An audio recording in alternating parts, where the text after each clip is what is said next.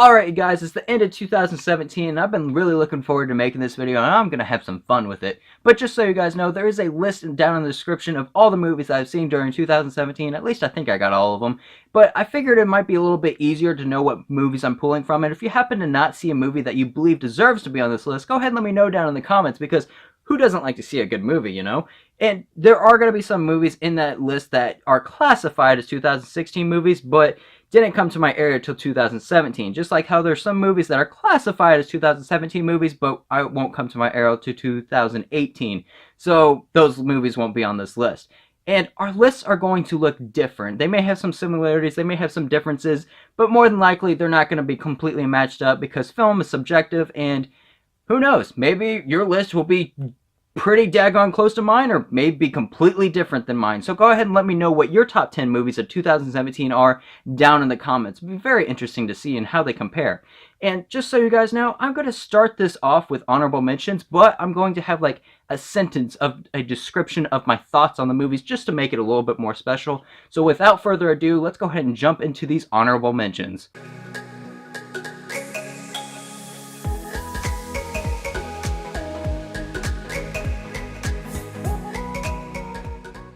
Alright you guys, these honorable mentions have no particular order, but we're going to start them off with John Wick Chapter 2, a great follow-up from the first and can't wait for the third.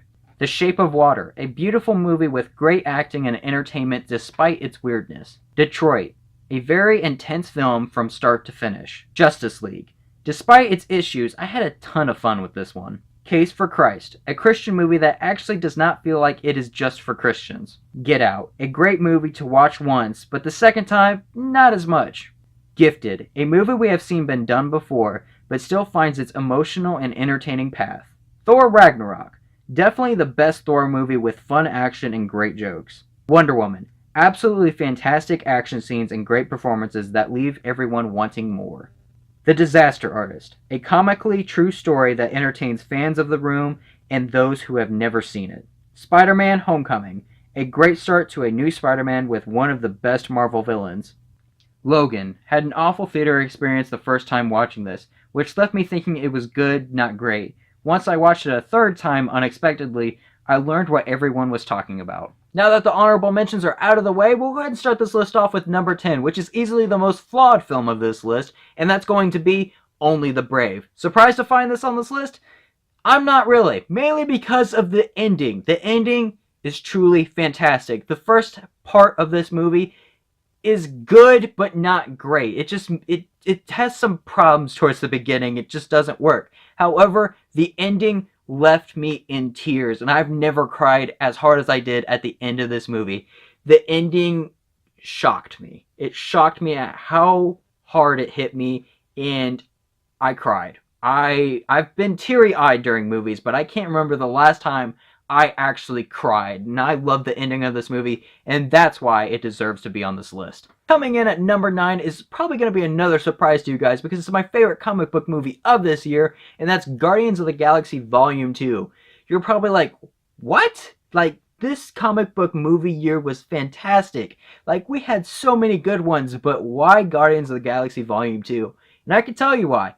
I laughed so much during this movie. From start to finish, I was laughing.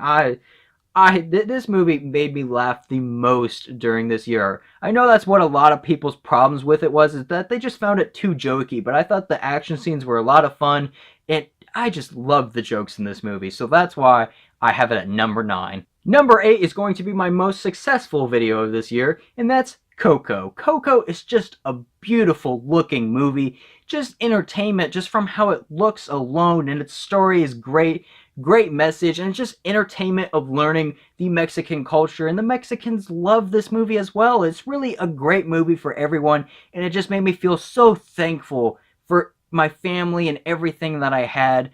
Just, that's that type of movie, and it was just great to see right before Thanksgiving, and I truly, really enjoyed this movie. Number 7 is going to be a darn near flawless film, and that's going to be Blade Runner 2049. I absolutely love that poster, by the way. I just love looking at it. I'm not real for sure why, but I love it. But this movie has great cinematography, acting, script, everything you can basically think of when it comes to a movie. But the pace is a little too slow for me. I came out walking out of the theater thinking it was okay. I didn't think it was fantastic, but as the experience continued with me and I just could not get this movie out of my brain, I was like, holy crap. I love this movie. That was fantastic. And so I had to go see this movie a second time. My feelings fell between the two of the experiences, so that's why it's down to number 7. However, if it continued on with the experience that I had after the movie, it would be much higher.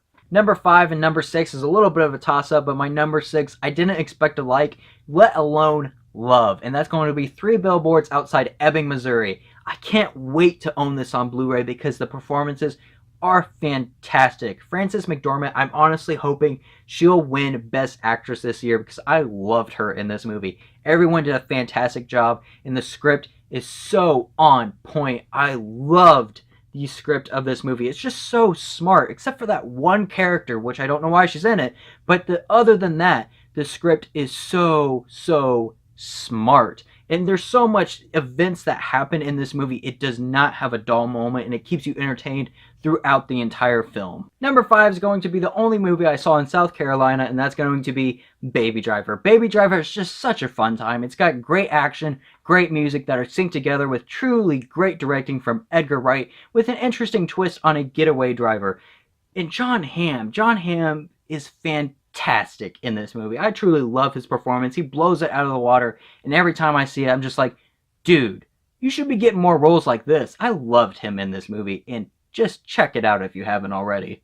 Number 4 is going to be the best romantic comedy of this year, at least in my opinion, and that's going to be The Big Sick. The Big Sick made me laugh multiple times with an interesting story, and the romance is really good and unique, and it's true to life through Kumail Nanjiani's life, and it's just really good. And by the end of it, I was just like, wow, that was really beautiful. Like, wow.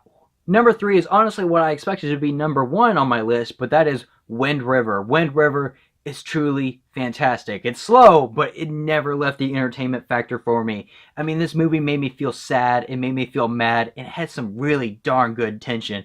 And that's what I like to see in a movie. I like to feel all these different kinds of emotions, and this movie pulled it off. The last 30 minutes in this movie alone deserves to have a spot on this list. Truly fantastic. Number 2 is going to be a movie I've officially decided to bump up to a 9 out of 9, and that's going to be Geralds Game. Geralds Game is just truly a fantastic movie, and it just has great tension from beginning to end. And if you want to stream it right after this, you can go ahead because it's on Netflix. So feel free. And this movie has great performances, and it just left me speechless by the end of it. I just truly did not know what to say.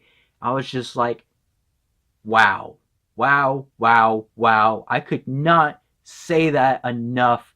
Fantastic movie. And it's not just about her stringed up in a bed. It's also about her past, and her past is interesting. Her up on the bed is even interesting. Great movie. Definitely check this one out. And finally, number 1, my favorite movie of 2017 is going to be A Ghost Story. A Ghost Story is truly fantastic. Not everyone's going to love this movie. Some people are going to hate it because it is a very slow movie. But this movie pulled on my emotional heartstrings so well. Easily the saddest movie for me because from start to finish, I just felt sad. Every time that ghost was on screen, I just felt sad. With great performances and great music, especially the music. I truly felt the music was like perfect for this movie. I loved this movie. Just give this movie a shot. Like, it is may not be your favorite movie, but if you haven't seen it, check it out. And it's not something you can double task during it. The only problem I have with this movie is that there is a 4-minute pie eating scene. I just wish that was like 3 minutes. It just feels like it'd make the movie a little bit better.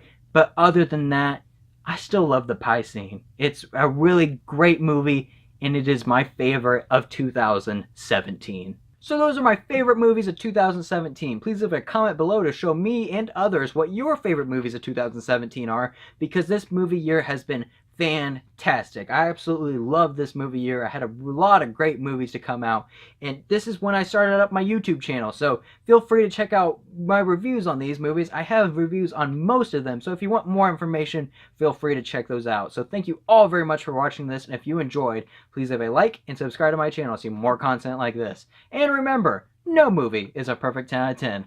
God bless you all.